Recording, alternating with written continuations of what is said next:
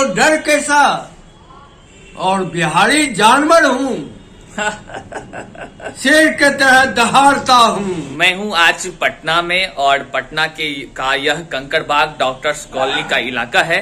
तो आज हमारी मुलाकात हो रही है एक ऐसे जाने माने साहित्यकार, और एक साहित्यकार तो मैं बाद में कहूंगा, लेकिन सबसे बड़ी और सबसे लोकप्रियता जो उन्होंने जो पाया है वह है एक मशहूर भूवैज्ञानिक है। अर्थात आज मैं ऐसे व्यक्ति से मिलने जा रहा हूं जो एक मशहूर भूवैज्ञानिक हैं, साथ ही साथ हरित वसुंधरा पत्रिका जो कि देश के हर राज्यों में जाती है, पहुंचती है और बहुत ही लोकप्रियता को प्राप्त भी की है, उनके संपादक। तो दोस्तों, मैं आप सबों को आज रूबरू करवाता हूं भूवैज्ञानिक, पर्यावरणविद, हिंदी साहित्यकार, संपादक हैं हरित वसुंधरा के ऐसे महान वरिष्ठ साहित्यकार डॉक्टर मेहता नगेंद्र जी से मैं आप सबों को रूबरू कराऊंगा। तो चलिए दोस्तों, मिलते हैं और देखते हैं कि डॉक्टर मेहता नगेंद्र सर आखिर वो क्या हैं, क्या करते हैं, आखिर उनकी लोकप्रियता इतनी क्यों है, क्यों आज हरे कृष्ण जो एक छोटा सा हरे कृष्ण है साहित्य आजकल उनके संरक्षण में चलता है, आखिर क्यों वो पहुंचे हैं, क्यों उनसे मुलाकात हो रही है। तो चलिए दोस्तों, मिलते हैं और जानते हैं कुछ एक ऐसे बातों को जो हम सबों के लिए, इस पर्यावरण के लिए और इस संसार के युवा पीढ़ियों के लिए आवश्यक है। दोस्तों बने रहें। नमस्कार, मैं हरे कृष्ण प्रकाश और आप देख रहे हैं साहित्य आजकल। अगर अभी तक हमारे इस वीडियो में बने हैं तो एक लाइक, सब्सक्राइब और शेयर जरूर कीजिए ताकि यह पर्यावरण की बातें लोगों तक भी जा सके। तो चलिए जानते हैं, अवगत होते हैं, रूबरू होते हैं डॉक्टर मेहता नगेंद्र जी से।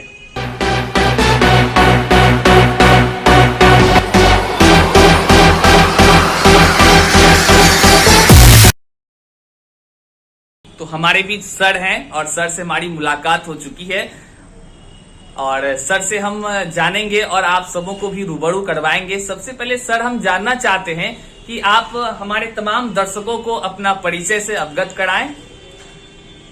देखो मित्रों, और आप सभी प्रकृति प्रेमी मेरा अभिवादन स्वीकार करें। आज का दिन मेरे लिए अहोभाग्य है, एक ऐसे नौजवान ऊर्जावान मेरे पास आए हैं आप सबों के बीच मुझे ले जाने के लिए। शुक्रिया। और ले भी गए। ठंडा का मौसम है, लेकिन बड़ी सुनहरी धूप भी उगी हुई है। मैं, जैसा कि प्रारंभ में परिचय का आदान प्रदान होता है, तो मैं बताऊं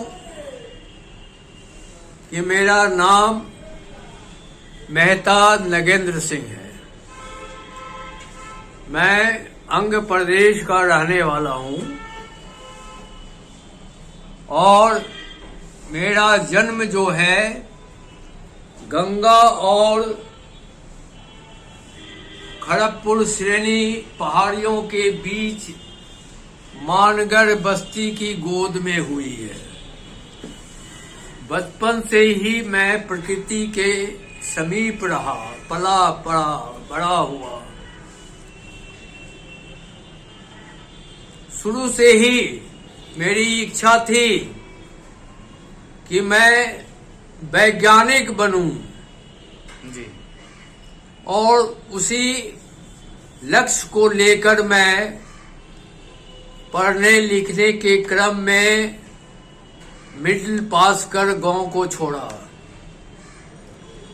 हाई स्कूल के लिए भागलपुर कमिश्नरी गया। वहां 4 स्कूल का परिदर्शन किया। जिला school, TNJ collegiate school, Marwari पाठशाला और CMS स्कूल। इस चारों स्कूल में सबसे प्रिय हमको लगा TNJ कॉलेजिएट स्कूल, जो भागलपुर के नया बाजार में अवस्थित है। बिल्कुल।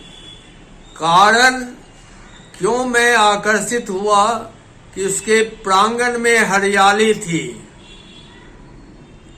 उसके कलाकृतियों से पूरे भवन सज्जित थे। और सबसे महत्वपूर्ण बात यह है कि मैं बचपन से ही, या यूं कहें कि मैं छठी क्लास से ही जी हिंदी का जो दामन पकड़ा वो आज तक मैं छोड़ा नहीं हूं। सराहनीय है सर, बिल्कुल। लोग छोड़ने के लिए खींचतान भी किए, लेकिन हम उसको दामन को मैं लपेटे रहा। जैसे देखिए, ये काला चादर क्यों मैं पहना हूं, हरियाली के बीच ये काली मां, इसका भी एक आंतरिक महत्व है जो बात मैं बताऊंगा। बिल्कुल बिल्कुल। तो आपने दोस्तों देखा कि सर अपना परिचय देने के साथ साथ हरियाली और पर्यावरण के विषय में बात कर रहे हैं।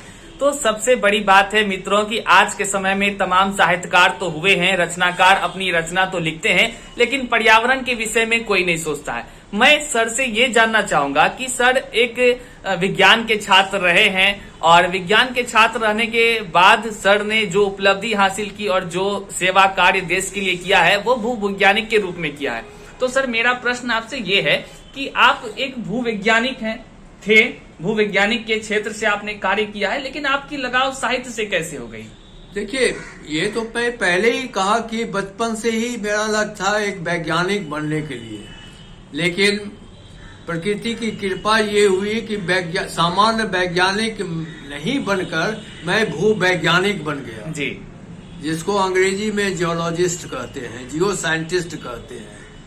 और उसका काम है हमारी पृथ्वी माता के आंतरिक पक्ष का अध्ययन करना। सही बात। ऊपर में तो आप सब कुछ देख रहे हैं, लेकिन अंदर जाके देखने का काम मैंने किया। बिल्कुल, वही भूगर्भ शास्त्री के रूप में। तो आंतरिक सौंदर्य जो है प्रकृति का, पृथ्वी का, मैं उसको उजागर करने के लिए प्रतिबद्ध हुआ और वो मेरा माध्यम हुआ हिंदी, और हिंदी में भी पर्यावरण साहित्य। तो मित्रों, पर्यावरण साहित्य के लिए सर लगातार कोशिश कर रहे हैं, कोशिश ही ना कहें हम। और सर से जो हमारी अभी इंटरनली बात हुई है, इनसे ये प्रतीत होता है कि सर इस उम्र में पर्यावरण के लिए इतना कुछ कर चुके हैं जो कि एक अतुलनीय है, कोई नहीं कर पाता है इतना। तो दोस्तों, मैं और भी कुछ सवालों के साथ सर से रूबरू होता हूं और मैं आपसे साझा करने का कार्य करता हूं। दोस्तों, मैं बातचीत के क्रम में एक बातों को जाना कि सर बहुत दिनों से एक आंदोलन को चला रहे हैं। तो अब लाजमी है कि हम सबों को इस बात की जानकारी होनी चाहिए कि आखिर सर क्या आंदोलन चला रहे हैं। सर तो ये ऐसा तो दिख नहीं रहे हैं कि लाठी डंडा लेकर चौक पर खड़ा रहेंगे या फिर कहीं पे जाएंगे जो आंदोलन करेंगे। तो आखिर क्या आंदोलन कर रहे हैं ये सर से ही हम लोग जानते हैं। तो सर आखिर आप क्या आंदोलन कर रहे हैं, हमारे तमाम दर्शकों को आप बताएं। देखिए, ये आंदोलन शब्द जो है बड़ा भ्रामक हो गया है जी, लेकिन मेरे आंदोलन का मतलब है सृजनात्मक। सृजनात्मक, बिल्कुल सही। जब मैं इसकी थोड़ा पृष्ठभूमि बता दूं कि जब मैं साहित्य सेवा, हिंदी साहित्य सेवा का व्रत लिया 1987 में और 1998 में मैं सेवानिवृत्त हुआ, उसके बाद संपूर्ण टाइम में मैं साहित्य की सेवा करने लगा जी। उस समय मैं पूरे देश का साहित्यिक सर्वेक्षण किया। पूरे देश का 3 साल मैंने साहित्यिक सर्वेक्षण किया।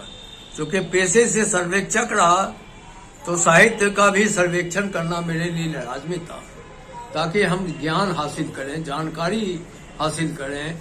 आप जैसे सुधी साहित्यकार पाठकों से रूबरू हों, उनके स्वभाव को जानें, उनके लेखनी को पढ़ें। इस सब मामले में मैंने देखा कि उस समय महाराष्ट्र में दलित साहित्य आंदोलन चल रहा था जी, भयंकर रूप से दलित साहित्य का सृजन हो रहा था।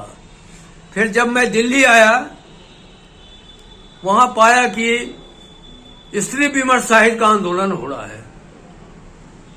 तो साहित्य में आंदोलन शब्द का समावेश हम इन्हीं दोनों पक्षों से ग्रहण किया।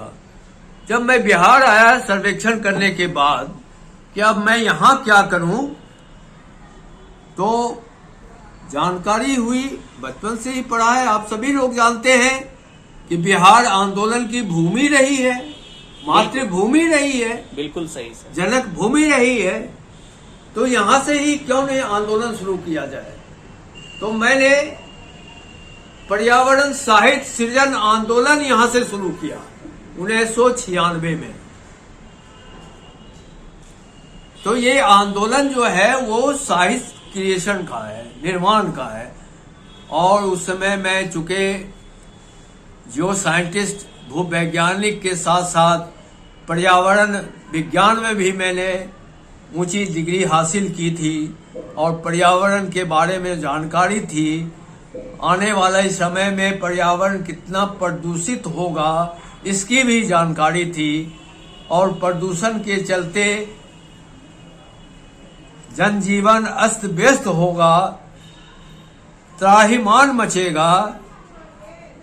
तो जन जागरण के लिए साहित्य जरूरी है, ये भी जानकारी थी। तो प्रदूषण के खिलाफ जंग लड़ने के लिए हथियार के रूप में जानकारी चाहिए थी और इस जानकारी को प्रचारित करने के लिए हमने पर्यावरण साहित्य सृजन आंदोलन किया। और आंदोलन के क्रम में संपर्क के लिए एक माध्यम चाहिए। बिल्कुल। तो मैंने उस समय से ही ये हरित वसुंधरा पत्रिका का प्रकाशन भी किया, संपादन भी किया, ताकि पर्यावरण साहित्य के विषय में जानकारी हम जन सामान्य को भी आसानी से दे सकें। तभी से ये पर्यावरण और जानकारी देने का भी एक माध्यम होता है, वो माध्यम है शिक्षा। बिल्कुल सही। इसलिए पर्यावरण शिक्षा और पर्यावरण साहित्य ये दोनों हमारे आंदोलन के दो हाथ हैं। बिल्कुल। और इसी को साथ साथ लेकर के प्रचार प्रसार के लिए मैंने हरित वसुंधरा पत्रिका का संपादन शुरू किया। मित्रों, आगे बढ़ता गया। रविन्द्रनाथ ठाकुर ने कहा चढ़वेती चढ़वेती है, बिल्कुल, अकेला चलो। तो मैं अकेला ही चल रहा हूँ। कुछ कारवां बन रहा है, कुछ मित्र साथ आ रहे हैं। चलते चलते अगर वो थक जाते हैं तो छोड़ देते हैं, लेकिन मेरी रफ्तार में कोई बाधा अभी तक नहीं आई है। ये पत्रिका विगत 22 साल से लगातार प्रकाशित हो रही है और ये पूरे देश के स्कूल कॉलेजों में, 17 एम्बेसी में, 8 नेशनल लाइब्रेरी में निःशुल्क भेजी जाती है। बहुत बहुत बधाई सर इसके लिए। और हमारे जो भी दर्शक देख रहे हैं, चूंकि सर सबसे बड़ी बात है कि सिर्फ यहाँ बिहार से ही नहीं जुड़े हैं, ये हमारे पूरे देश में हमारे करीब 350 साहित्यकार पर्यावरण साहित्य सृजन में जुट गए हैं। बहुत बहुत। इसलिए मैं अब अकेला नहीं हूँ, 351 हूँ। बहुत बहुत बधाई सर। सर ने कहा कि 351 हूँ और मुझे जानकर, मैं बतलाकर आपको एक बात से मतलब हैरान भी हूँ, परेशान भी हूँ। क्या सर इस उम्र में 351 होने की बात करके गर्व महसूस कर रहे हैं? और हम युवा पीढ़ी कहाँ पड़े हुए हैं भाई? इस संसार में पर्यावरण सिर्फ क्या सर के लिए जरूरत है या हमारे लिए जरूरत है? लेकिन सर को कोई जरूरत नहीं थी इतना सोचने का, जैसे कि तमाम लोग सोच रहे हैं। लेकिन इन्होंने संसार को प्रदूषण से मुक्ति दिलाने के लिए, तमाम लोगों को जागरूक करने के लिए ये अतुलनीय कार्य कर रहे हैं। इससे बढ़कर और क्या खुशी की बात हो सकती है। मित्रों, आज जरूरत है तो हम युवा पीढ़ी को इन जैसे वरिष्ठ व्यक्तियों से सीखने की, उनके बताए मार्गों पर चलने की और उनसे प्रेरित होकर कुछ अपने देश के लिए, अपने संसार के लिए, और जिसके गोद में हम लोग पलते हैं, बढ़ते हैं, उन माँ, धरती माँ के लिए, उन प्रकृति के लिए भी हम इन सभी वरिष्ठों से सीख कर कुछ उनके लिए कर सके, यही प्रेरणा हम लोग पाते हैं। तो सर, मैं एक बात जानना चाहता हूँ कि आप संपादक तो हैं, हरित वसुंधरा इनकी पत्रिका है जिनके माध्यम से एक साहित्य आंदोलन चल रहा है, और मैं अभी देख पा रहा हूँ कि एक हमारे सामने एक पुस्तक है, पेड़ की चिंता। तो सर, इसके विषय में आप क्या कहना चाहेंगे? हमारे तमाम दर्शक भी जानना चाहेंगे। देखिए मित्रों, मैं एक बात बता दूं, ये पुस्तक की बात नहीं, पुस्तक की बात पर आ रहा हूँ। हाँ। है ना, एक बहुत बहुमूल्य चीज बता रहा हूँ जी, ताकि भविष्य में मेरे लेकर के दिग्भ्रमित आप नहीं होंगे। सही बात। मैं कुछ नहीं जानता हूँ, बिल्कुल नहीं जानता हूँ, लेकिन लेखनी कैसे चलती है, संपादन कैसे होता है, इसके बारे में आप जिज्ञासु होंगे तो मैं बता देता हूँ। मैं कुदरत प्रकृति का स्टोनो हूँ। सही बात है। वो लिख पाती है, मैं लिखता हूँ और इस रूप में परोसता हूँ, बस। बहुत सुंदर सर, आपने बिल्कुल सही कहा। और ये मैं साहित्यकार नहीं हूँ, मैं कुदरत का सेवक हूँ। और ये कहता हूँ कि दौलत नहीं है पास, मगर आप देख रहे होंगे मेरे सादगीपन का, कोई चमक दमक नहीं, कोई लाग लपेट नहीं, कोई फैशन नहीं। दौलत नहीं है पास, मगर शोहरत मेरे पास है, क्योंकि मैं पूरे देश में वरिष्ठ जियो साइंटिस्ट हूँ। सही बात है। और रिमोट साइंस टेक्नोलॉजी पर एकमात्र बिहारी पीएचडी किया हूँ उस समय जब कलाम साहब वरिष्ठ साइंटिफिक ऑफिसर थे। बहुत बहुत बधाई सर इसके लिए। इसलिए शोहरत में मैं सिकत हूँ। मैं हिमालय के 35,000 की ऊंचाई पर काम किया हूँ और धरती के नीचे 7 किलोमीटर नीचे जाकर के भी काम किया हूँ। तो मेरी ऊंचाई या चौड़ाई जो भी हो, इसलिए कहता हूं कि दौलत नहीं है पास, मगर शोहरत मेरे पास है। बहुत सुंदर सर। कुदरत का मैं हूं सेवक, कुदरत मेरे पास है। वाह, बहुत सुंदर है। जब कुदरत मेरे पास है तो डर कैसा? सही बात है। ये तो डर कैसा? और बिहारी जानवर हूं, शेर के तरह दहाड़ता हूं। जानवर का मतलब पशु नहीं समझिए, जानवर का मतलब है बिहार को मैं जान में वर्णन किया हूं। बिल्कुल सही। और बिहार पूरे विश्व में आंदोलन की भूमि रही है, दिशा निर्देश दिया है। यहीं पर भगवान बुद्ध, महावीर हुए, चक्रवर्ती अशोक हुए, चाणक्य हुए, महात्मा गांधी हुए, और भी लोग हुए। इसलिए बिहार महात्मा गांधी का कर्मभूमि भी रही है। बिल्कुल, बहुत बहुत धन्यवाद सर इसके लिए। दोस्तों, कहते भी हैं कि एक बिहारी 100 पर भारी, और सर ने जैसा कहा कि और ये सिर्फ इकलौता ऐसे बिहारी हैं जो अवार्ड प्राप्त किए हुए हैं। तो खैर चलते हैं, और इसके लिए बहुत बहुत बधाई सर को। और सर जो कार्य कर रहे हैं उसकी तुलना भी किसी से नहीं कर पाएंगे, क्योंकि कोई किसी में इतना नहीं है कि वो इतना चीज कर पाएगा। मैं आपको इस वीडियो में यहाँ पे दिखा रहा हूँ, देखिए कि सर अकेला किस तरह के कार्य को संपादित कर रहे हैं। खैर आप देखेंगे। और मैं आपसे ये भी कह दूं कि आप देश के किसी भी जगह पे हैं, यदि आपको साहित्य वसुंधरा की पत्रिका चाहिए होगी तो आप हमारे इस कमेंट में कमेंट करेंगे, मैं आप तक फॉरवर्ड करवाऊंगा और फिर मैं सर से कुछ जानता हूं। सर, आप इस किताब के विषय में कुछ कहना चाह रहे थे? देखिए, किताब का सृजन जो हुआ है, पहले ही बताए थे, प्रकृति लिखवाई है, मैं लिखा हूँ। हाँ। और इस रूप में परोस रहा हूँ। बिल्कुल। ये सर, हम चाहते हैं कि आप पुस्तक को की जानकारी साझा करने के साथ साथ अगर हमारे तमाम दर्शकों को अपनी एक गजल सुना देते तो सभी दर्शक का मन प्रफुल्लित हो जाता। तो चलिए सर से कुछ जानकारी लेने के साथ साथ एक गजल को भी सुनते हैं। मित्रों, आपको मैंने पहले ही बताया कि मैं कुदरत का स्टोनो हूँ। ये पहला काव्य संग्रह है पेड़ की चिंता। ये पारसनाथ पहाड़ पर बैठ करके लिखा हूँ, वहीं का है। ये ब्राजील में शिखर सम्मेलन हो रहा था 1992 में। तो मैं लंच आवर में पूछा कि भाई पेड़ बताओ तुम्हारी क्या चिंता है, हम तुमको तुम्हारी चिंता को दूर करने के लिए लोगों से निवेदन करेंगे। इसी पृष्ठभूमि पर ये रचना की गई है। इसकी भूमिका महाकवि आरसी प्रसाद सिंह जी की है। ये 1994 पर प्रकाशित हुई है। उसके बाद कई और भी पुस्तक आई है। अभी दूसरी पुस्तक जो है प्रचलित है, ये है बेलपत्र। ये 3 पत्ते हैं।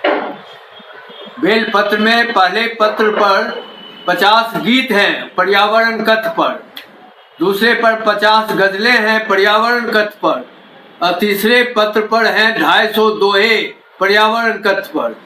उसके बाद एक लघु कथा, कम समय में लोगों को जानकारी देनी है पर्यावरण के बारे में। एक 52 लघु कथा का संग्रह है वृक्ष ने कहा। इसकी काफी रचनाएं जो है राष्ट्रीय स्तर के पत्रिकाओं में, पत्र पत्रिकाओं में प्रकाशित है। उसके बाद एक और विधा, जापानी विधा है हाइकू। वो 3 पंक्तियों की होती है। मैंने उसमें भी प्रयोग किया पर्यावरण कथ घुसाने का, और एक बोनसाई नाम से ये प्रकाशित हुई है। इसमें 500 हाइक्यू है, 250 टाँका है। तो जापानी विधा को भी मैंने छोड़ा नहीं। मित्रों, मैं दोहे और गजल पर ज्यादा इससे दे रहा हूँ, इसलिए कि कम समय में अपनी बड़ी बातें कह सकूं। ऐसा पर एक गजल मैं सुनाना चाहता हूँ कि हौसला भी है, हुनर भी है, तो डर कैसा। हौसला भी है, हुनर भी है, तो डर कैसा। सांस की खातिर सजर भी है, तो डर कैसा। धूल है, धुएं का गुब्बार है, तो क्या हुआ। धूल है, धुएं का गुब्बार है, तो क्या हुआ। सजर के होते जहर भी है, तो डर कैसा। और आगे के शेर में देखिए कि इम्यूनिटी की बात कही गई उस समय, जो आज लागू है, कि जिस्म हमारा तंदुरुस्त है, बलवान भी है। जिस्म हमारा, देखिए ये बात करीब 5 साल पहले इम्यूनिटी की बात इस शेर में कहा हूं मैंने, जो आज लागू हो रहा है कि जिस्म हमारा तंदुरुस्त है, बलवान भी है। सजर के होते जहर भी है, तो डर कैसा। कहने का आशय है कि जिस्म हमारा तंदुरुस्त है, बलवान भी है, प्रदूषण का कुछ असर भी है, तो डर कैसा। इतनी प्रतिरोधक क्षमता होनी चाहिए जो प्रदूषण के असर को नाकाम कर दे। और आगे देखिए कि पतवार थामे हाथ अपना मजबूत है काफी। पतवार थामे हाथ अपना मजबूत है काफी। बेताब दरिया में भंवर भी है, तो डर कैसा। बेताब दरिया में भंवर भी है, तो डर कैसा। और भी आगे है, लेकिन मक्ता के शेर में कुदरत हमसे कहती है, क्या कहती है मक्ता के शेर में सुनिए कि सजर की हिफाजत में लगे रहो मेहता। सजर की हिफाजत में लगे रहो मेहता। साथ में लंबी उम्र भी है, तो डर कैसा। हौसला भी है, हुनर भी है, तो डर कैसा। सांस की खातिर सजर भी है, तो डर कैसा।